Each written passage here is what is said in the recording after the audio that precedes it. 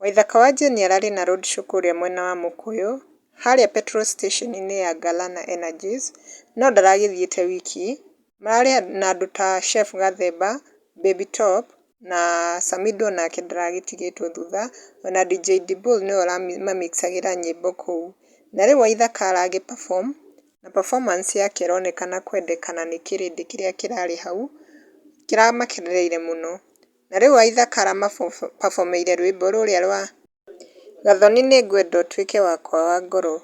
Na rĩu kwĩ arĩa marokĩte gũkũ comment section ta Diana G nĩaugĩte kabisa it was so lit, I loved it Waithaka. Nake James nĩacangĩre akauga hiyo combination yako yenye ulikuwa unabakiwa up na Baby Top ilikuwa poa sana, wapenda nao.